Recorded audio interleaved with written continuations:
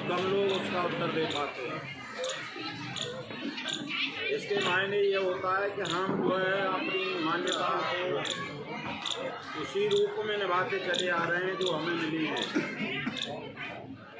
तो मैं पहले ये बात कहना चाहता हूँ कि जो इस उपलक्ष्य में यहाँ पर हम और आप उपस्थित हुए हैं, वह आत्मा चिरकाल तक हमसे संबंधित रही, इस परिवार से संबंधित रही, गांव से, क्षेत्र से, सारे कुटुंब रिश्तेदार सबसे संबंधित रही, और आज हमारे मध्य में वो आत्मा नहीं है। तो इसके मायने हमें पहले ये समझना है कि आत्मा क्या है। जब आप ये समझ लेंगे कि ये शरीर अलग है, आत्मा अलग है, तो आपको समझ में आपको ऐसा लगेगा कि आज हमारा ये जो रस्म है इसके विषय में हमें कुछ जानकारी मिली। जब व्यक्ति को हम देखते हैं, जैसे हम और आप सब बैठे हैं, परंतु हम प्रश्न करते हैं कि इसका स्वामी कौन है। इस शरीर में जो चलता पीता खाता फिरता है, इसका एक मालिक होता है, एक मानता है, और ये आप विश्वास के साथ समाज घोषणा करता है कि जब जब तुम पर कष्ट होंगे, दुख होंगे, कोई आपत्ति आएगी, तो जिस प्रकार से तुम्हारा पिता तुम्हारी रक्षा करता था, इसी प्रकार से हम करेंगे। दूसरी बात आती है मामा की। मामा का बड़ा संबंध होता है। मामा का इतना घनिष्ठ संबंध होता है कि सूक्ष्म से लेकर विस्तार तक सारी चीज़ों को, परिवारों को, माँ से लेकर के, भाई से लेकर के, संबंधी से लेकर के, मामा सारी बातों को जानता है। इसलिए मामा भी समाज के सामने यह घोषणा करता है पगड़ी बांध करके कि मैं भी जो है जहाँ जहाँ तुम्हारे ऊपर आपत्ति विपत्ति जहाँ भी आएंगी, मैं भी कंधे से कंधा मिला करके आपका साथ दूंगा। और इससे बाद में इतर जो है हमारा रिश्तेदार संबंधी होते हैं, वो पाग बांधते हैं। इसके मायने पाग जो अभिषेक होता है, जैसे राजा का तिलक किया जाता है, अभिषेक होता है, उसी प्रकार से उत्तरदायित्व इनको सौंपा जाता है। और ये उत्तरदायित्व सौंप करके आज आपको ये दायित्व सौंपा जाता है कि आपके जो पिता थे, उन्होंने जो कुछ किया, जो कुछ भी कमाया, क्योंकि महाराजा भर्तृहरि लिखते हैं परिवर्तनशील संसारे तथा को मान जाए थे। इस परिवर्तनशील संसार में कौन मरता नहीं है और कौन जन्म नहीं लेता है, परंतु जन्म लेना उसी का सार्थक होता है जिसके जन्म लेने से उसके परिवार की, कुल खानदान की, क्षेत्र की, गांव की उन्नति करता हो। तो उस प्रकार से यहाँ आज जो है ये व्रत लिया जाता है समाज के सामने कि कभी तू ऐसे काम मत कर देना जिससे तुम्हारे पिता का जो पूरे जीवन की जो कमाई थी उस पर उंगली उठने लगे, समाज उंगली उठाने लगे, क्योंकि तुम पुत्र हो। और पुत्र होता है तो कहते हैं नरक पुत्र, कहते हैं तारने वाला। जो नरक से तार देता है वो कौन होता है?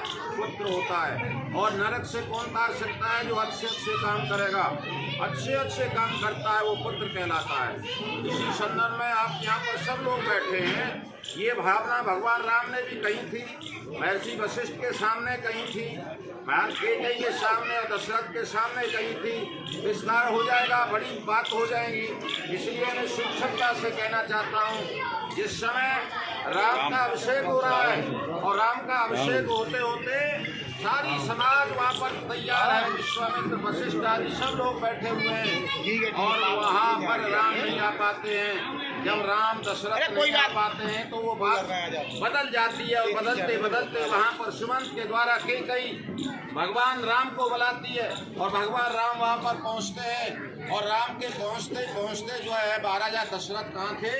गोप भवन में थे। और वहाँ पर राम जाकर के अपने पिता को जो है चरण स्पर्श करते हैं, प्रणाम करते हैं, नमस्ते करते हैं, अभिवादन करते हैं। और अभिवादन करने के पश्चात जो मैं बात आपसे कहना चाहता हूँ, तो दशरथ वहाँ पर बोलते नहीं हैं। रामायण के पढ़ने वाले आप सब जानते होंगे, वहाँ पर दशरथ बोलते नहीं हैं। तो भगवान राम ने एक प्रश्न अपनी माँ केकई से किया कि हे माँ केकई, मैं आपसे ये जानना चाहता हूँ कि रोजाना जब मैं अपने पिता को प्रणाम करता था, अभिवादन करता था, नमस्ते करता था, तो मेरे पिता मुझे चूमते थे, सुनते थे, ढेरों आशीर्वाद देते थे, मुझे गले लगाते थे।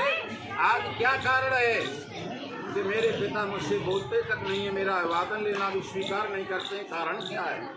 तो वहाँ पर केकई ने एक बहुत बड़ी पते की बात कही, जो मैं बात आपसे कहना चाहता हूँ वहाँ पर कैकेयी कहती है कि हे राम, तुम्हारे पिता दशरथ तुमसे बहुत बड़ी आशा रखते हैं, बहुत बड़ी आशा और उम्मीद करते हैं, परंतु उन्हें ये संभावना एक डाउट है कि मैं कुछ कहूँ और मेरा राम माने नहीं तो बात जो है बिगड़ जाएगी। तो वहाँ पर जो मैं बात कहना चाहता हूँ, वहाँ पर राम कहते हैं कि माँ कैकेयी, अगर पिता की बात करती हो आप तो मैं पिता के वचन की खातर हलाहल विष पी सकता हूँ, समुद्र में डूब करके अपना जीवन समाप्त कर सकता हूँ, आग में जल करके मर सकता हूँ, परंतु मैं पिता के वचन की आज्ञा से विमुख नहीं हो सकता हूँ। और वहाँ पर तुलसीदास ने कहा है, सोने जननी सोए सुत बड़ भागी, सोने जननी सोए सुत बड़ भागी, जो मात चरण अनुरागी, सनय मात सिद्ध सेवन हारा, दुर्लभ जनन सकल संसारा, धन्य भाग जगती तलता के, सुनहु प्रमोद चरत सुनता के, और आयुष मांग कनह पुन काया, देख देख हर्ष मन राजा। तो वहाँ पर ये भावना, ये विचार निकल करके जब आते हैं तो मेरा कहने का भाव है कि आज जो पगड़ी का ये रस्म जो की गई है उसमें तुम्हें पिता के कर्मों को, पिता के जितने भी कर्म किए हैं अच्छे, उनको आपको निभाना है और आपको एक आज्ञाकारी पुत्र बन करके समाज में ये दिखाना है कि वास्तव में अमुक पिता का अमुक बेटा है और वह निरंतर आगे बढ़ता चला जा रहा है और समाज को लेकर के आगे चल रहा है। तीसरी बात जो मैं आपसे कहना चाहता हूँ इसी संदर्भ में कि आज जो बड़े बड़े भोज किए जा रहे हैं, दावत की जाती हैं, इन पर भी थोड़ा सा आपको चिंतन करना चाहिए। मैं जब विचार करता हूँ समाज के सामने, जब आज हमारे माता पिता जिंदा होते हैं तो आज हम उनको तिरस्कार करते हैं। कहना चाहिए कि राम का देश है, कहना चाहिए श्रवण कुमार का देश है, कहना चाहिए भीष्म पितामह का देश है, परंतु आज देश में हो क्या गया, जब हमारे माता पिता जीवित होते हैं तो आज वो एक एक चाय के लिए, एक एक गिलास पानी के लिए, एक एक घूंट दूध के लिए तरसते हैं। अगर आज विचार किया जाए और पूछा जाए कि अगर आज एक चाय की आवश्यकता पड़े, आज एक गिलास दूध की आवश्यकता पड़े, तो उनकी संतान कहती है कि क्या तुझे पहलवानी करना है, क्या तुझे क्या करना है, ये बातें निकल करके आती हैं। आज मेरे राम जैसे देश में आज जो है वृद्धाश्रम खुल गए और जगह जगह वृद्धाश्रम क्यों खोल दिए गए? क्यों आज हम जीवित माता पिताओं की सेवा करना नहीं चाहते। इसके मायने क्या? विद्वानों ने कहा कि जियत पिता से दंगम दंगा और मरे पिता पहुँचाए गंगा। जब वही व्यक्ति वही पिता जो एक गिलास पानी के लिए तरस रहा था, जब वो पिता मर जाता है तो उसकी अस्थियों को कहाँ ले जाते हैं? गंगा में प्रवाहित करते हैं। जरा विचार करिए, चिंतन करिए।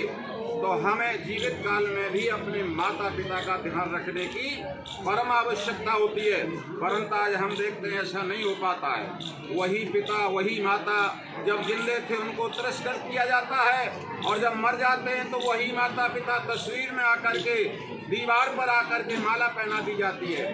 बंधुओं, विचार करो कि आज मृतक जब मेरा पिता हुआ तो आज मैं माला पहना रहा हूँ।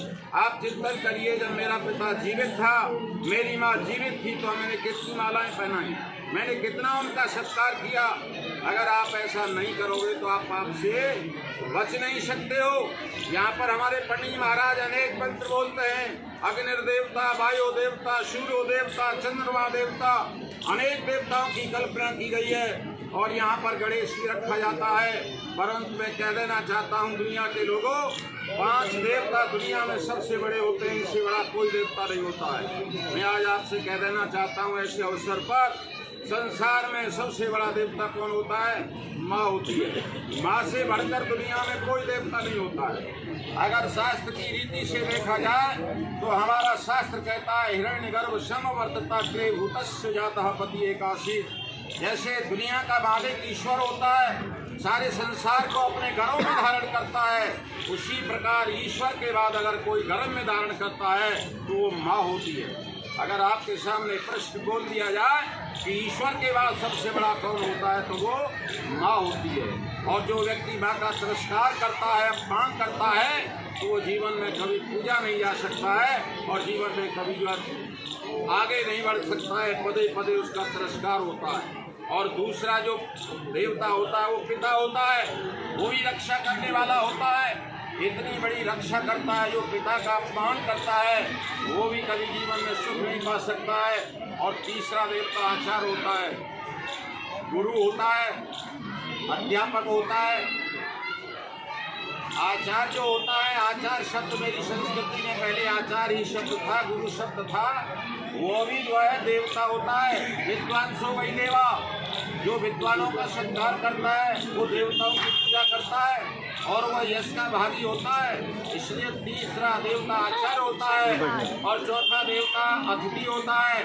हमारे प्रत्येक दरवाजे पर महाभारत काल तक लिखा रहता था अतिथि देवो भव। यहाँ का प्रत्येक गृहस्थी ये कामना करता था कि मेरे द्वार पर जो अतिथि आए, परंतु अतिथि को आज लोग भूल जाते, तिरस्कार कर देते हैं। और पांचवा देवता होता है पति के लिए पत्नी और पत्नी के लिए पति।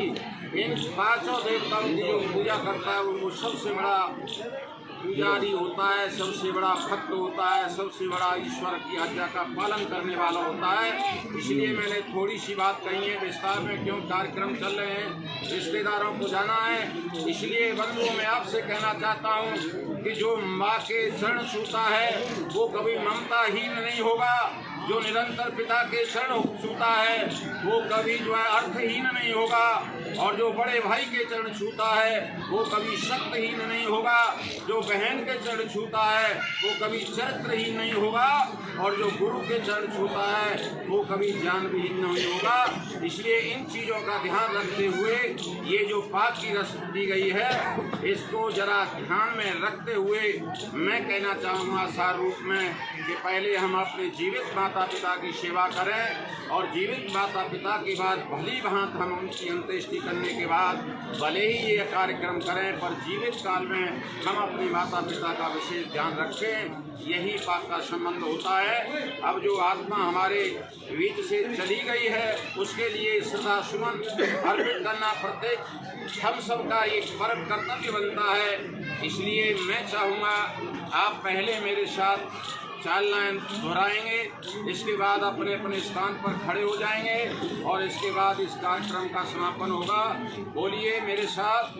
धन धरा के बीच ही सारा गड़ा रह जाएगा, धन धरा के बीच सारा गड़ा रह जाएगा, पशु भी बंधे रह जाएंगे जब पूज का दिन आएगा, पशु भी बंधे रह जाएंगे।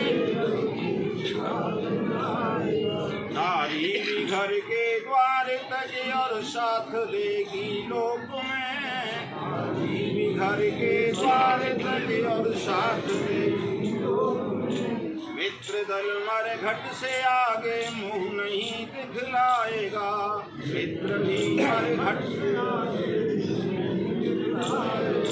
ये देह भी तेरी चिता में यूं ही जल भुन जाएगी, तेरी चिता में यूं ही जल भुन जाएगी।